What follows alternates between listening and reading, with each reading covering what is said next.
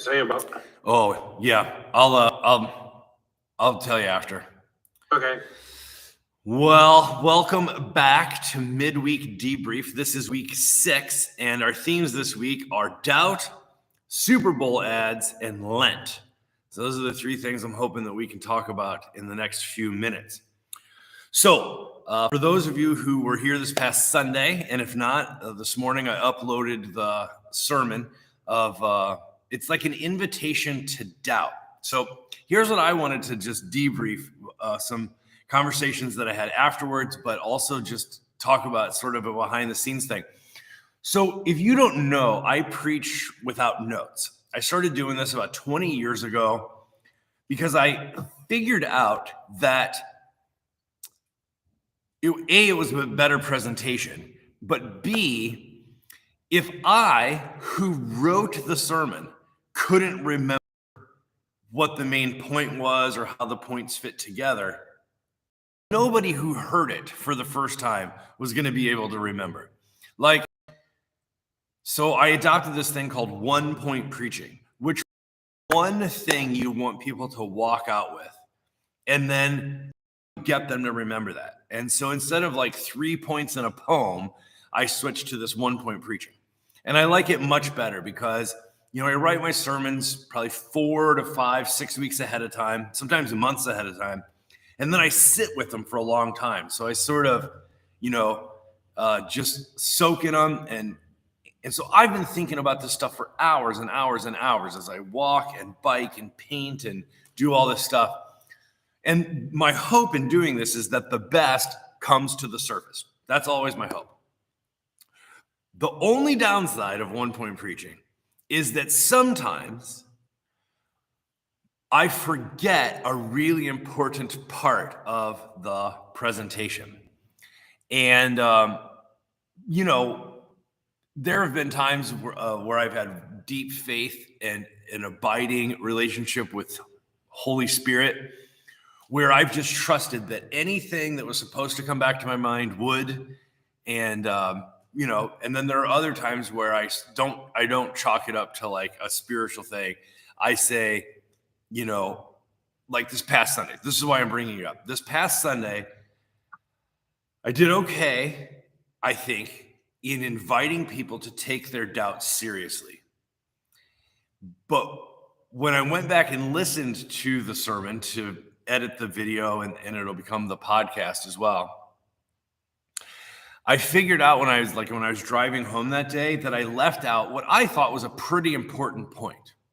Now, one of the upsides of having this midweek debrief is that I can, revisit it then. But what ended up happening is when I was inviting people to take their doubt seriously, to give it credibility, I wasn't getting the sense in the room that everybody was coming with me on this and that they were sort of watching what was happening.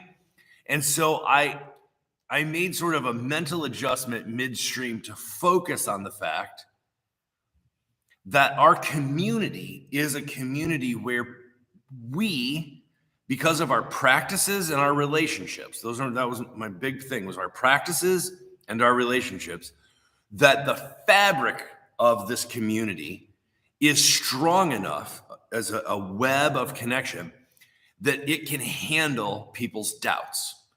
And that as a spiritual oasis, which is our moniker, that we are a congregation where people can ask big questions and doubt, and they're not going to fall off the edge. They're not going to fall through the gaps. We're not going to disown them or marginalize them. We are a community that the fabric of our faith can hold up under the weight of people's doubts. That's what I ended up focusing on. And that was good, and I think that was the right thing to do. That was the right message for who was there on Sunday. But the part I had intended to focus on, because that was supposed to be like a minor point, what I had intended to focus on is that not all doubt is created equal. So I started out with like, not all gifts are created equal, not all calls are created equal. And the reason I wanted to say that is I just wanted to give weight and credibility to the fact that there are times in our lives where we choose to embrace doubt. I can tell you a story about this in a second. But there are other times where doubt blindsides us. We don't want it. It's not welcomed. We didn't invite it. It smashed into us like a train wreck, like a car crash. And that's a different kind of doubt. That was going to be part of the emphasis of Sunday, was that not all doubt is created equal. And the reason I think that's important is because the kind of doubt that we invite or that we willingly entertain or dabble in or wade into the shallow end and then eventually end up in the deep end, that's different when there is consent of our will, right? We choose to entertain this. That's a different kind of doubt than the unwelcomed, oppressive, invasive gut punch of injury and betrayal and hurt and harm and disappointment, and that can come from the loss of a relationship, that can come from being betrayed, that can come from circumstances, that can come from someone else's bad decisions, it can come from illness. So that's something I just wanted to make sure was on the record, is that in the same way that I said not all money's the same, not all gifts are the same, not all calls are the same, part of it is what you're expecting and what you're wanting. So when doubt is triggered or initiated by an unwanted circumstance, my invitation, my pastoral invitation to take doubt seriously, to somebody might sound attractive, like, oh, cool, you're a church where you talk about doubts and where we can voice our concerns and, right, we can bring these things. That might sound really inviting to someone.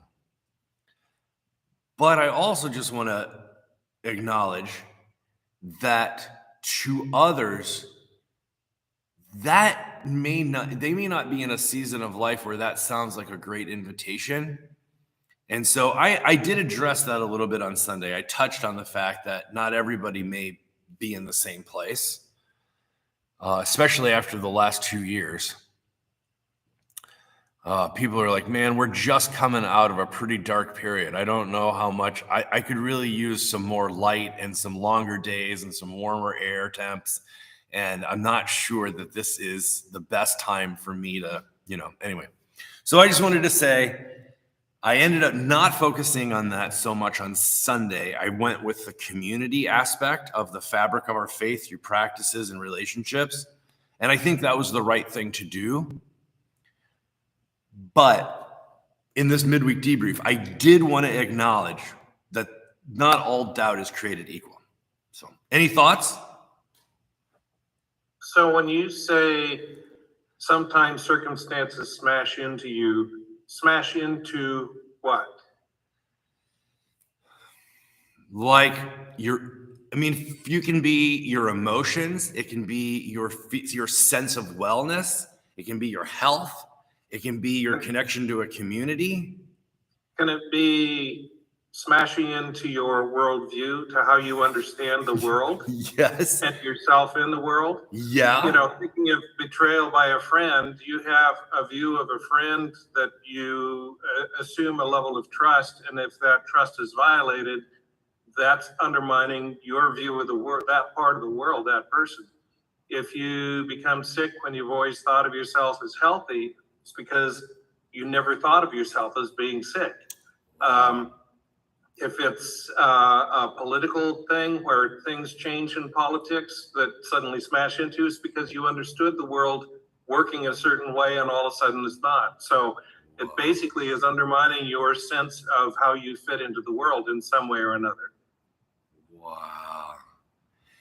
You know what's really interesting? Yesterday, I was working around here. I was tinkering with this, organizing something in the basement, and I was listening to a history podcast. It's sort of a lecture, but by these really nerdy folks, and it was about some character that I've never heard of, but I really liked the topic of the show, so I clicked on it.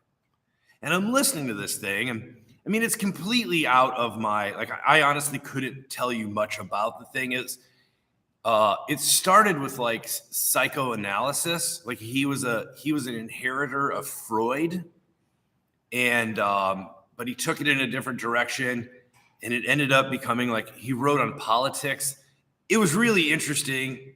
I've never heard of this guy before. But anyway, as they're wrapping up the podcast, one of the historians, she says this really profound thing about one of the reasons that therapy can be so dangerous or feel unsafe or unwelcomed is because it can steal from us, like life can steal from us, our understanding of the why we suffer.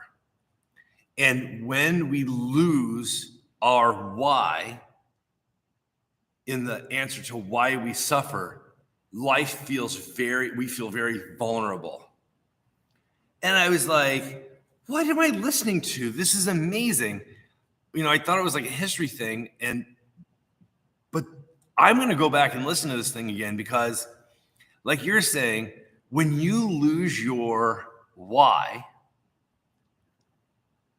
you can feel really exposed and unsafe and vulnerable or upset and disoriented and gutted, We live in a narrative of what life is for us. Yeah.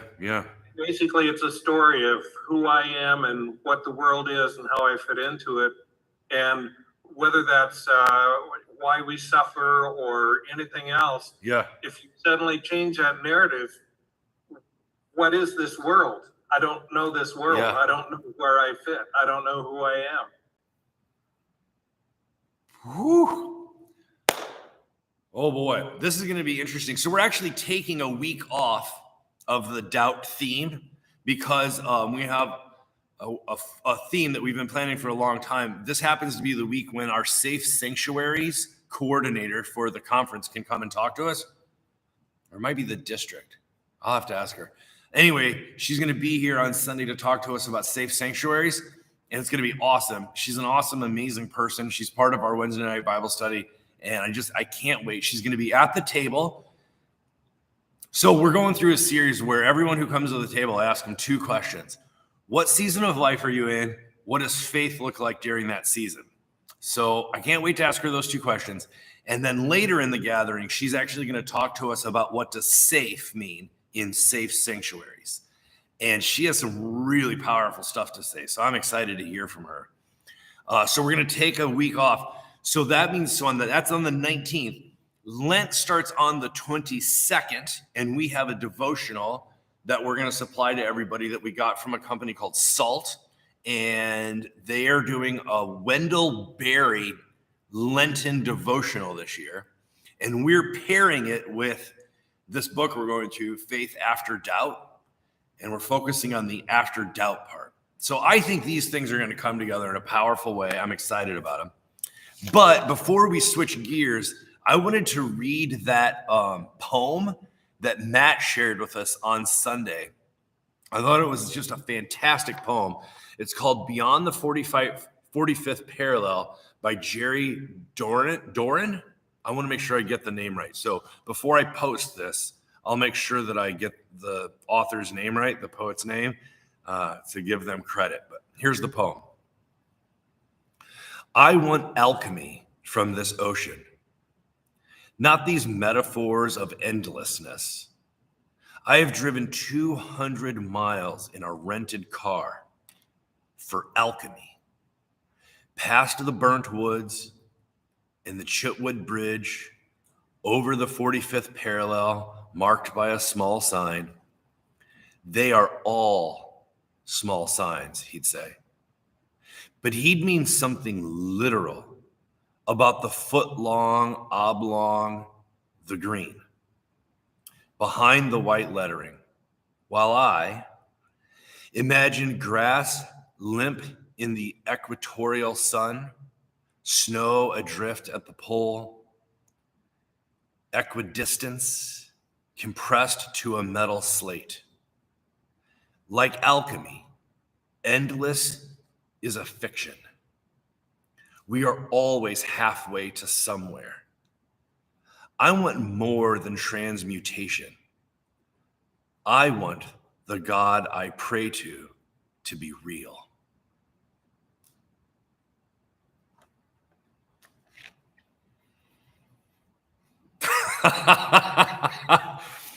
You know, there is something last week when we were doing communion, I said sometimes it's the unspoken and the unknown that's more powerful.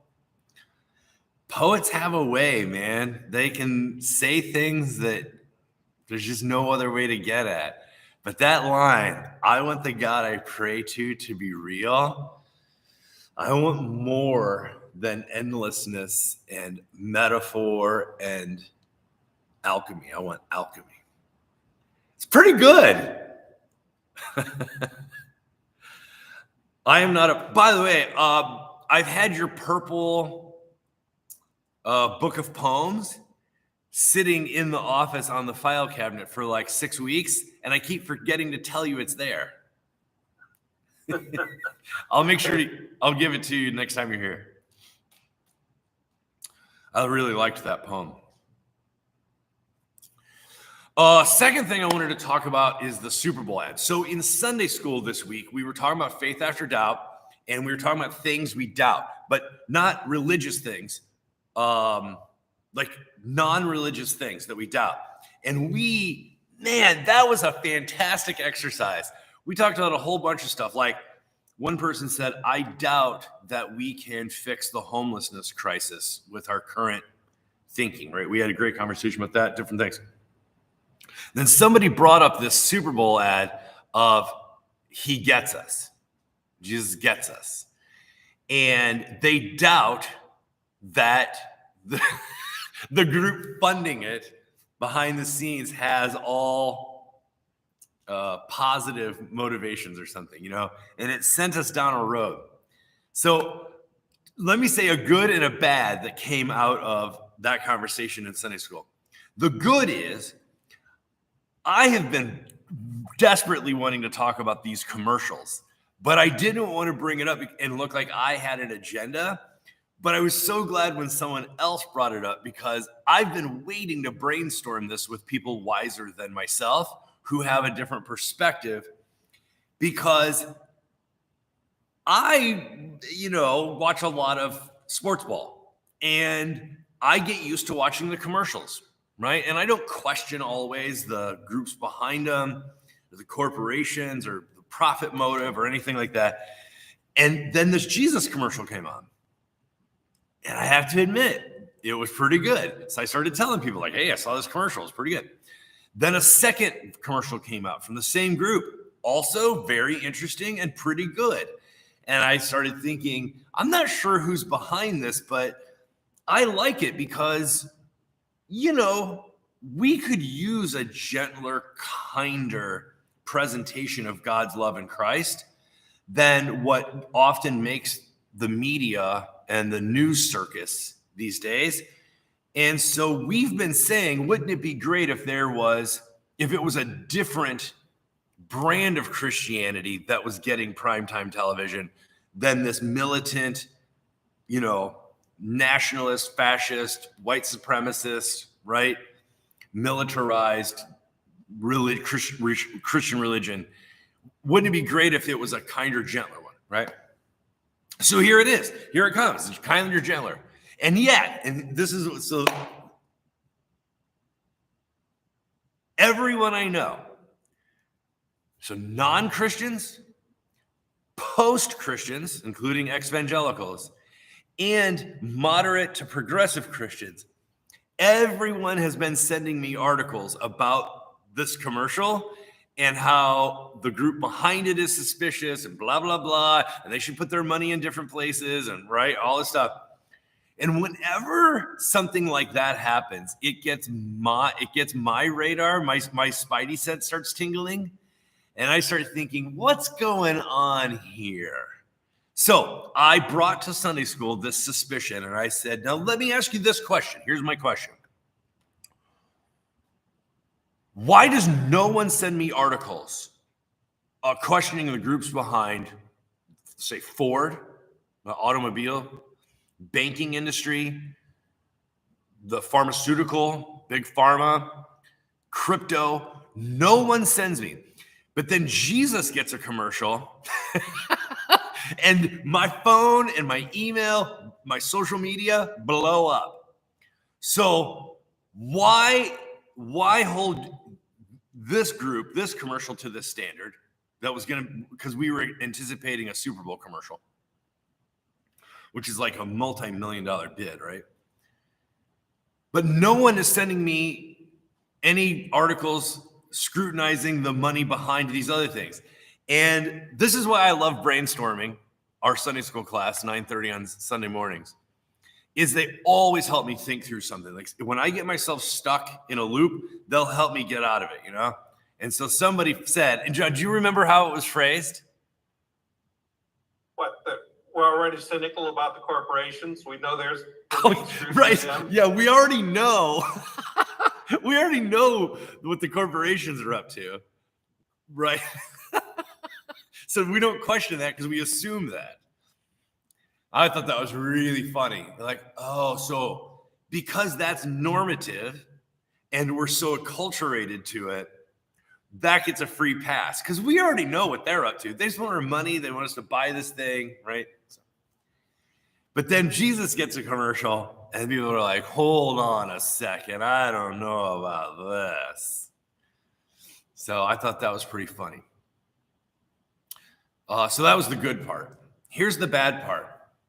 I am seriously, as an academic, I keep an eye, I research things. And as like a public theologian, when I find a pattern, I'll watch it for a while. And then if I see something in it that I don't like, I'll try and, just gently point it out for consideration. That's what I'm all about, is like expanding the conversation. So here's what I'm thinking about doing, John. I'm thinking about calling BS on people criticizing this group behind the commercial. Okay? Let me tell you why. They might be guilty by association, right? Association with the Hobby Lobby, which involvement in American politics stands for things that people don't like, okay? That might be true. Here's the thing, though. I'm afraid that in our culture of criticism, we are so locked into us and them, good and bad, black and white, that this guilty by association thing, I don't care about the group. Here's what I'm going to, all right, let me start in a different place. I don't care about the group. I don't care if they're guilty by association with Hobby Lobby. I don't care if they get involved in American politics. I'm not concerned with the group behind the money at all. Here's what I'm growing concerned about. That everyone who's criticizing them is giving themselves a free pass on the very thing that they say that group should be doing. So I'll give you two examples. There are people who are criticizing them for sharing the good news of God's love, but people who have not talked to a blessed soul about their faith in years. So I want to say something I heard from an evangelist a long time ago. Oh, I'm sorry. I like the way that I share my faith more than the way you don't.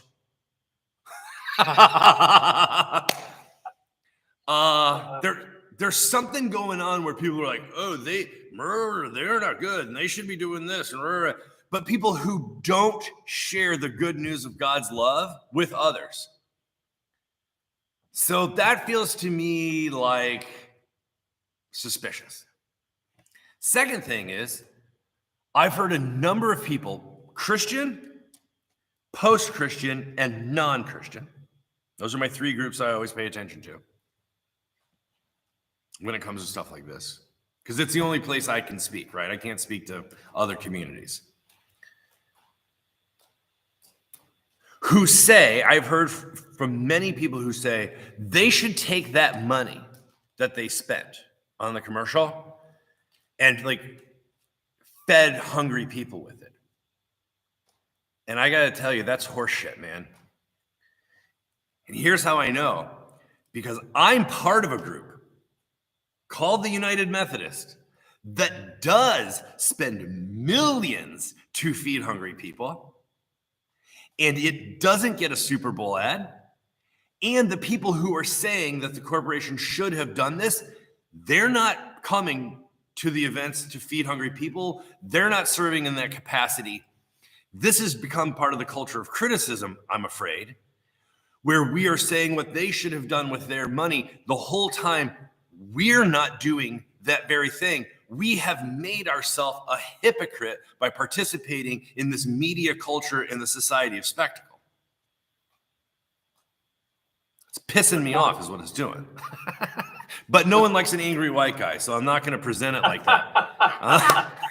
I'm not going to present it like that. I'll be much gentler and kinder and pastoral about it. But in the safety of this debrief, I wanted to say something's fishy. And the very people who say, "Oh, that group should be feeding hungry people," aren't feeding hungry people. They're not serving. They don't give their money. We've become a culture of armchair quarterbacks and backseat drivers. It's not okay. It's not okay. So we don't like who's telling people about God's love in Christ because of guilty by association, how they do something else. Then we say they should have done this with their money, something we're not doing with our money. Time, talent, treasure. So whenever the tide is all going in one direction, and on this thing, it happens to be, I'm always open to the possibility that everyone's right? Everyone's right. But part of my job is to step out of the stream of the river, the current of criticism, to step out onto shore and go, hold on a second. Is there an undercurrent here? Is there anything else happening in this narrative that we need to attend to? Is there something we got to account for? Because right now, everything seems to be going in one direction, and that always makes me nervous. We should not all be on the same page about this. There should be some dissent. And so when everyone's sending me the same 7 articles about how they're suspicious of this group, but they're not doing the very thing, it starts to make me nervous. My spidey sense starts going off. Yeah. But I'm always willing to admit I'm wrong. Like, I always start that way. I could be wrong. Well, it might be more appropriate, rather than trying to look at the background and the depth of this, is judge it on a case-by-case basis, because the commercials I've seen have been very good commercials. Yeah. One I've heard about but haven't seen, and I have no idea why I haven't seen it, but I've seen several articles about it, is the one about equating Jesus' crucifixion to cancel culture. Yeah. That one, if it was aired and if it was out there, deserves criticism. Oh, interesting.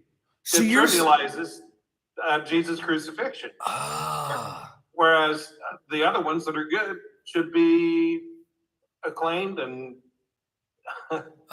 interesting.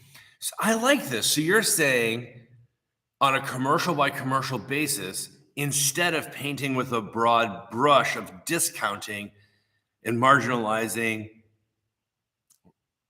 Right? That's interesting. All right. The only problem that I see with that is that it takes more time and careful attention. Which is something none of us do anymore. Oh, man. Oh, boy. Well. Got another comment? Oh, please. Yes. If you're gonna jump on this, you better do it soon, because people don't like old, angry white men. Oh. So you're saying that I should do this while I'm still in my 40s? Yes. Oh, mama. Thank you for that. Sorry. No, it's. Is that one of those events where doubt slams into you both? That's a blind side and a gut punch. An unwelcomed and an uninvited reminder. But true all the same. True all the same. All right. Well, that was very fun. It was nice to get that off my chest. That's what this midweek debrief is for, is like processing the feedback that I get from the weekend. And I just want to say one other thing on a hopeful note. I was talking to somebody after the service,